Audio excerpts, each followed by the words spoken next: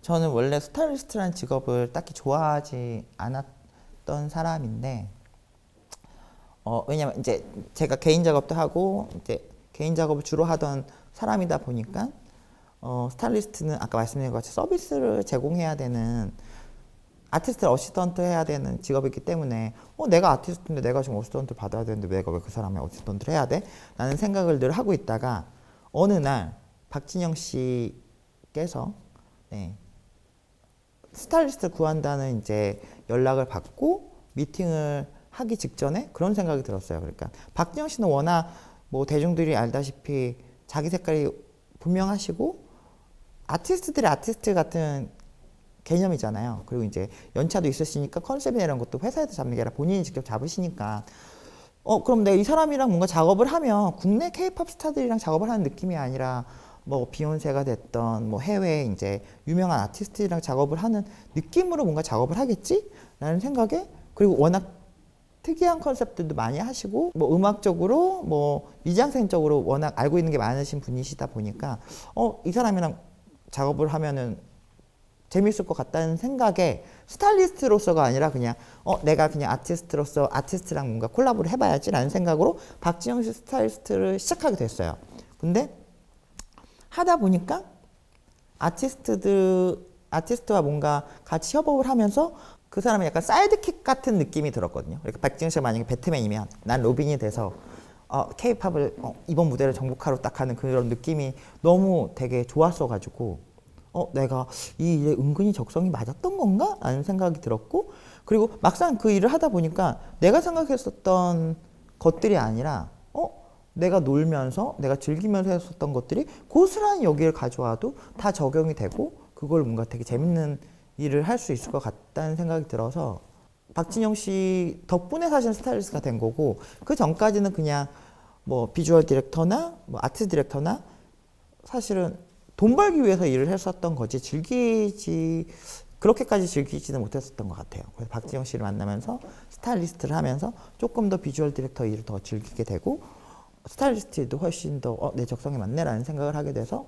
아직까지 진짜 오랜 시간을 하고 있죠. 네. 보통 박지영 씨 생각하면 뭐 특이한 거 좋아하고 되게 독특하고 이렇게 생각을 하시는데, 이제 제가 겪어본 박진영 씨 같은 경우는 제가 이제 그 전에 어렸을 때 이제 아티스트 분들이랑 되게 많이 소통을 하고 뭐 대학 뭐 미술 교수님들 뭐 패션 디자이너 교수님들이랑 소통을 많이 하고 자기 개인 작업 하시는 분들 많이 얘기를 해봤지만, 그분들이 항상 이제 얘기를 하는 거는 어쨌거나 작가라는 직업은 평생 공부를 해야 되는 직업이잖아요. 근데 박진영 씨는 케이팝 가수를 되게 작가 정신으로 하고 계시더라고요. 그러니까 계속 공부하시고 이번에 뭐가 나온지도 공부하시고 매 순간 어떤 걸 새로운 걸 해야 될지도 고민하시고, 앨범 낼 때마다 앨범 내와 이게 아니라 이번 작업은 뭘로 하지? 약간 이런 생각으로 협업하듯이, 감독이랑 협업하듯이 뭐 스타일리스트랑 협업하듯이 헤어 메이크업 아티스트랑도 협업을 하듯이 매번 상의를 하세요. 그러니까 이런 거 어때? 했을 때 이제 요즘 이런 게 유행이래요. 근데 예전에 이런 게 있었는데 이런 것도 현대적으로 재해석하면 재밌지 않을까? 라는 얘기를 하면 사실 저희한테 너무 큰 도움이 되고, 그리고 아까 말씀드린 것 같이 스타일리스트가 되고 싶다, 비주얼 디렉터가 되고 싶다라고 생각하는 것보다 케이팝에서 어느 부분에서 내가 역할이 있었으면 좋겠다라고 생각하고선 어떠한 직업적으로 접근하는 게 훨씬 더 본인한테 수월하다고 생각하는 이제 제 신념 아닌 신념이 있거든요. 저는 이제 꼭 어떤 직업을 목적으로 해서 그 직업을 위해서 막 달려가는 것보다는 내가 케이팝에서 어떤 영향력 있는 사람이면 좋겠다, 내가 케이팝에서 어떤 도움을 줄 수 있는 사람이면 좋겠다라고 생각을 하면 사실은 할 일들이 너무 많거든요.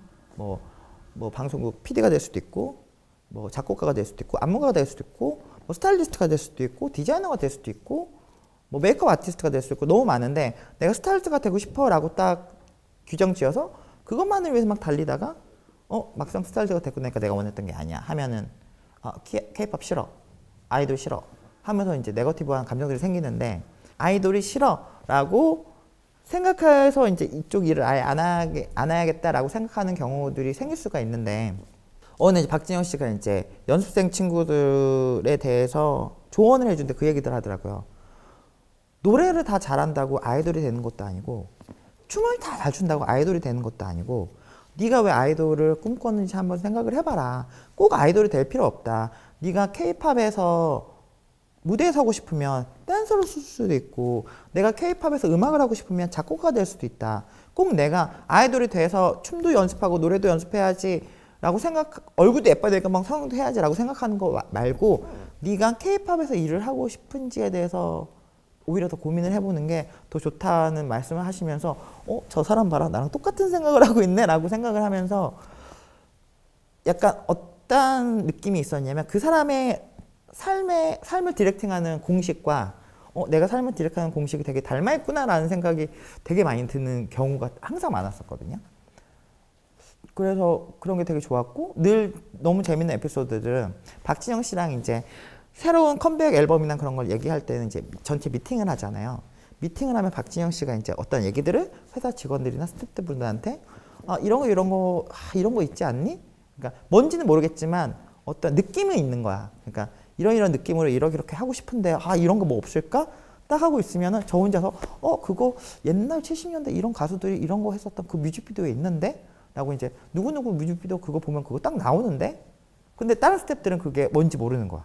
근데 제가 이제 혹시 그거는 어떨까 하고 보여주면 딱 이거라고 딱 그러면서 뭔가 그 약간 아까 말했던 책장도 되게 비슷하게 있는 느낌이어서 커뮤니케이션을 하지 않아도 그냥 합이 잘 맞는 느낌?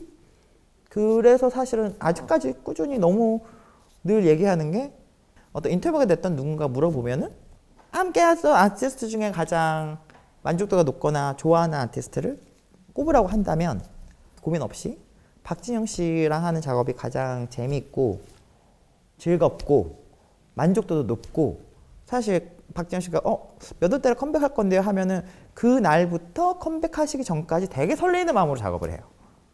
정말 아티스트와 작업을 하는 느낌?